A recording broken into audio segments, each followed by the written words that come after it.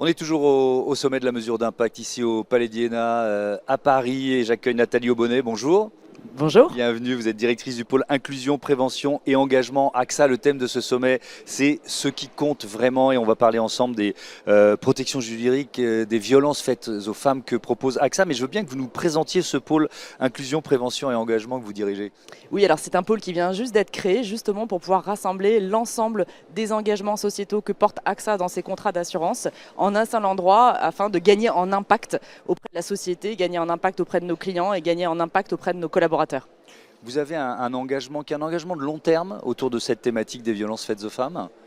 Oui, alors depuis 10 ans, AXA est engagé sur la lutte contre les violences faites aux femmes.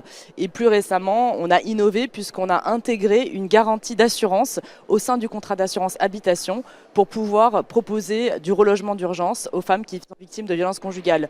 L'idée, c'était simple, c'était de se dire finalement, quand une famille est victime d'un incendie ou d'une inondation, on est capable, nous, assureurs, de le reloger. Eh bien, on s'est dit que finalement, une personne victime de violences conjugales, son lieu d'habitation devenait inhabitable et donc du coup, on était en mesure de pouvoir lui proposer aussi un relogement d'urgence. Il faut expliquer pourquoi. Alors évidemment, on le comprend, mais avec les retours d'expérience des associations ou des femmes victimes, à quel point c'est important cette question du logement d'urgence ou du relogement d'urgence. Oui, alors ça faisait déjà 10 ans qu'on était engagé avec des associations de terrain comme la Maison des Femmes, la Fondation des Femmes, la FNSF. Donc on avait acquis une expérience vraiment sur les besoins des femmes victimes de violences et on les accompagnait déjà depuis 10 ans sur le plan juridique, financier et psychologique. Et donc effectivement, très vite on s'est rendu compte que le lieu le plus dangereux pour une femme ou un homme victime de violences conjugales, c'est son foyer. Ouais. Alors effectivement, sur les statistiques, c'est plutôt 85 ou 86% de femmes qui sont victimes de violences. Et on l'a vu d'ailleurs, ce que vous décrivez, on l'a vu pendant la crise Covid, où des femmes ont été obligées de retourner ou de rester au domicile avec parfois des issues tragiques. En quoi ça consiste concrètement? Qu'est-ce qui se passe si une femme est victime de violences conjugales? Comment AXA intervient? Alors, déjà, une femme, même si elle n'est pas la souscriptrice de son contrat d'assurance, peut quand même en bénéficier. Il suffit qu'il y ait un contrat d'assurance AXA dans le foyer, une assurance habitation. Ensuite, elle peut nous appeler. Donc, en allant sur le site d'AXA, elle trouvera très facilement les numéros de téléphone. Et elle n'a pas besoin ou son mari d'avoir souscrit un contrat récemment.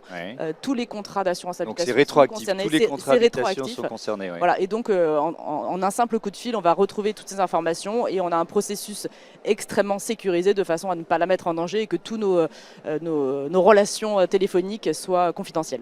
Ça suppose quoi? Ça suppose d'avoir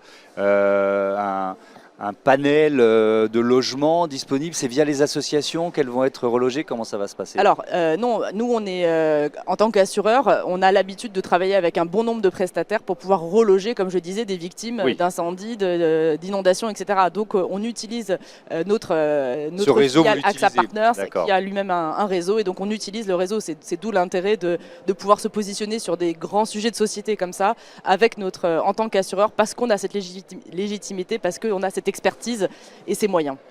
En tant qu'assureur, vous sentez une vigie d'une certaine façon sur ces sujets de société, sur ces sujets sensibles? Oui, moi je considère que en tant qu'entreprise et assureur, un assureur est là pour assurer les risques futurs et donc s'adapter aux risques de notre société, l'observer, comprendre ce qui est important, quelles sont les fragilités de notre société, c'est notre rôle. Et même sur des sujets comme les violences, que ce soit les violences faites aux femmes ou aux enfants, parce qu'on travaille aussi là-dessus, moi je considère que oui, notre rôle il est prépondérant en complément de l'État. Sur dernière question, sur cette thématique des violences faites aux femmes, à la fois le chemin qui a été parcouru, les progrès, et puis surtout ce qui reste à faire. Comment vous l'analysez ça?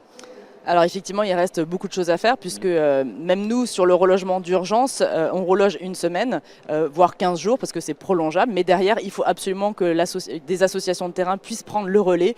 Et on voit que les associations de terrain nous le remontent. On manque cruellement de moyens pour pouvoir avoir suffisamment de logements pour toutes les victimes de violences conjugales. Donc il y a énormément de moyens à aller obtenir encore. Merci beaucoup Nathalie Aubonnet et bon sommet de la mesure d'impact. Merci beaucoup.